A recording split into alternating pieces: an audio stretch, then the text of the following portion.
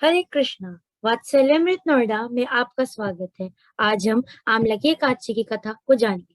तो एक बार की बात है, युधिष्ठिर महाराज ने भगवान से पूछा कि हे भगवान, मुझे फागुन मास में आमला की एकादशी का महत्व तथा उसके बारे में बताइए।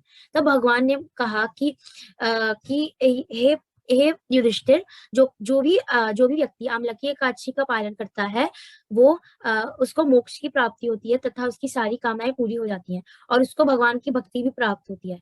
तो तब वो एकादशी की व्रत कथा को उन्होंने बताना शुरू किया और फिर वो हमें मानदाता और वशिष्ठ जी के बीच के संवाद को बताना उन्होंने प्रारंभ किया। तो एक बार मानदाता ने वशिष्ठ जी से पूछा कि हे वशिष्ठ जी, यदि आप मुझ पर कृपा करें तो किसी ऐसे व्रत की कथा कहिए जिससे मेरा कल्याण हो। तब महर्षि वशिष्ठ ने बोला कि हे राजन, सब व्रतों में जितने भी व्रत होते हैं, उनमें से सबसे उत्तम जो व्रत होता है वो एकादशी का व्रत होता है। और उसमें से भी आमला की एकादशी का वर्णन वो करने जा रहे थे।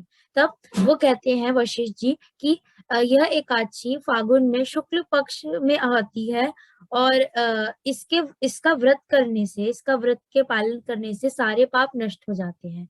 और इसके व्रत का पालन करने से 1000 1000 यज्ञों के बराबर का फल हमें प्राप्त होता है।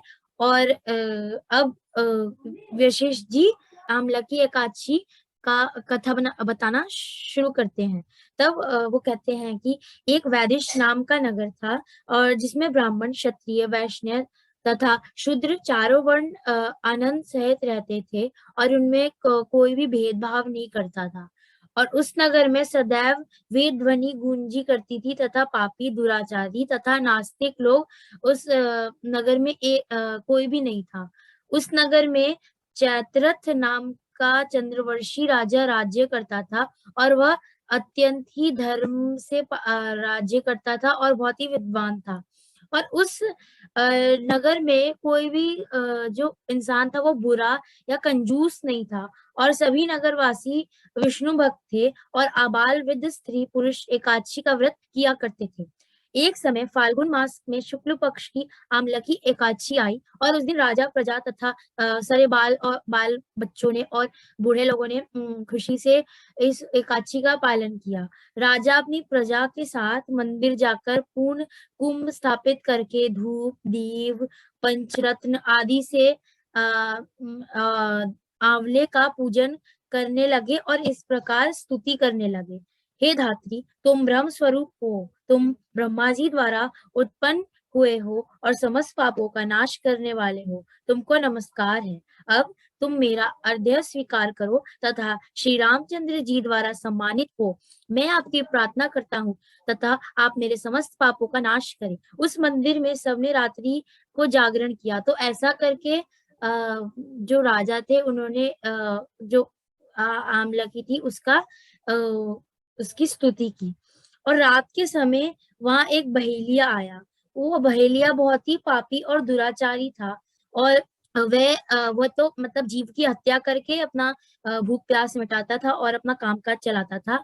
तो एक बार क्या हुआ कि वो भूख और प्यास, बहुत ज्यादा भूखा और प्यासा था और वो उसी नगर में आया और वो जाके जो वो मंदिर था उसके कोने में जाके बैठ गया और वहां पर ही जो एकादशी थी उसकी कथा हो रही थी, तो वो वहां पे उसको सुनने लगा। और इस प्रकार उसने पूरी रात जाकर ऐसे ही कथा सुनकर बिता दी। तो उसने पूरी रात उस दिन आमला की एकादशी का पालन किया और उसको जाना तो चाहिए था नरक में, क्योंकि उसने पशु हत्या की थी। लेकिन उस दिन आमला की एकादशी की कथा सुनने के कारण और ना तो उसने कुछ अन्न ग्रहण किया था, वो तो पूरा दिन भूखा था। इसीलिए उसको नरक जाने के बजाय उसको भगवान के धाम की प्राप्ति हुई। तो इसी प्रकार हम देख सकते हैं कि अनजाने में ही उसने आमला की एकादशी का पालन किया, लेकिन तब भी उसको भगवान की भक्ति की प्राप्ति हुई। तो अगर हम जानकर एकादशी का पालन करेंगे तो हमें कितना लाभ प्राप्त होगा। तो इसीलिए हमें एकादशी के दिन भगवान के नाम का जप करना चाहिए। हरे कृष्ण कृष्ण कृष्ण हरे हरे, हरे राम राम राम हरे हरे।